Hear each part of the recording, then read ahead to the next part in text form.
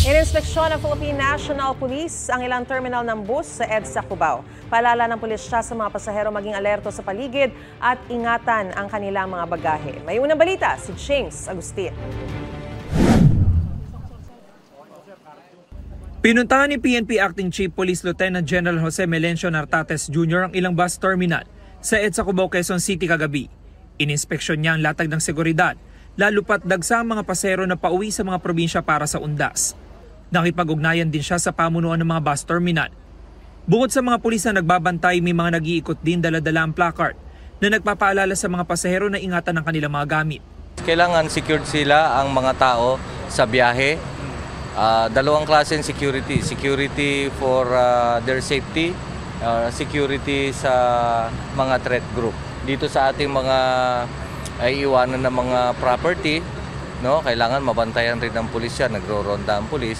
At the same time, dito sa mga criminal gang at saka criminal elements na magte-take advantage. Nandiyan mandurukot, nandiyan yung magnanakaw at iba't ibang klase ng krimen. Itinaas ng PNP ang heightened alert status sa buong bansa hanggang sa November 3. Mahigit sa 42,600 na mga pulis ang nakadeploy sa mga sementeryo, bus terminal, paliparan, pantalan at iba pang matataong lugar.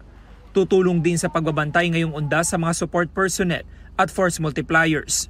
So yung personnel natin laging naka-standby at mayu-utilize natin. And all of the resources, police, logistics at ating finances, ibubuhos natin dito sa security operation ng mapanatili ang undas ay tahimik at matiwasay.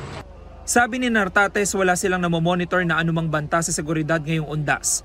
Gayunman, hindi nagpapakampante ang PNP. Kung kailangan ng police assistance, maaaring tumawag ang ating mga kababayan sa hotline 911. Ito ang unang balita. James Agustin para sa GMA Integrated News. Gusto mo bang mauna sa mga balita?